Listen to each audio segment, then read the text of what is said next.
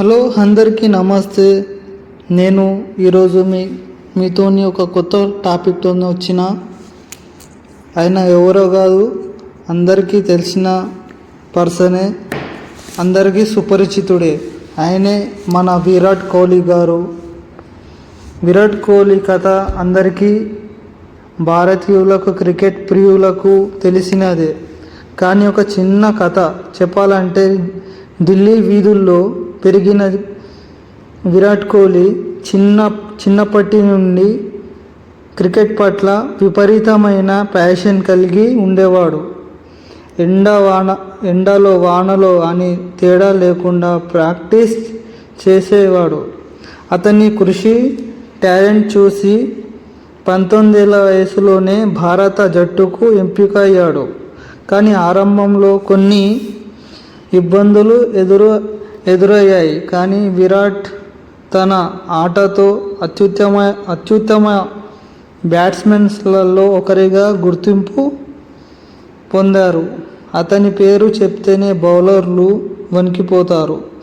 ఇదంతా విరాట్ కోహ్లీ కథలో ఒక చిన్న భాగమే. అతని ఎన్నో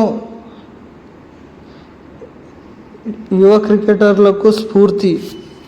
కష్టపడితే పట్టుదలతో సాధించవచ్చు అనే నమ్మకాన్ని కలిగిస్తుంది. విరాట్ కోహ్లీ ఒక మ్యాచ్ ఆడేటప్పుడు హఠాత్తుగా వాళ్ళ ఫాదర్ మరణించారు. ఆ విషయం తెలిసిన కానీ ఆ మ్యాచ్ ఆడి మాత్రం ఆ మ్యాచ్ని గెలిపించి మరీ వాళ్ళ ఇంటికి వెళ్ళారు. దీన్ని బట్టి చూడవచ్చు మనకు విరాట్ కోహ్లీ గారు క్రికెట్ పట్ల ఎంత అభిమానంతో ఉన్నారో. కానీ మన దురదృష్టం ఏంటంటే, ఐపీఎల్ మ్యాచ్లో ఆయన 15 years నుంచి పాపం ఆయన ఒక్క ట్రోఫీ కూడా గెలవలేరు. వచ్చే 2025లోనన్నా ఐపీఎల్ కప్ కొట్టాలని అందరం ప్రే చేద్దాం. విరాట్ కోహ్లీ గురించి మనం ఎంత చెప్పినా తక్కువనే.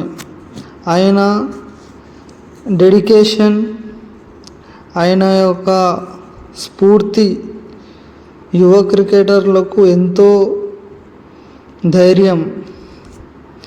యువ క్రికెటర్లు ఆయన ఎంతో స్ఫూర్తి నింపుతారు.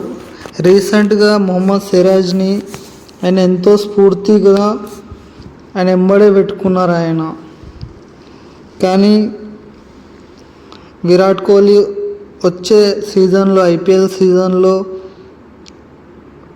100% ట్రోఫీ కొట్టాలని మనం అందరం కోరుకుందాం. ఈ వీడియో నచ్చినట్టయితే ప్లీజ్ నా ఛానల్ని సబ్స్క్రైబ్ చేసుకోండి. మరిన్ని వీడియోస్ కోసం నా ఛానల్ని ఫాలో అవ్వండి.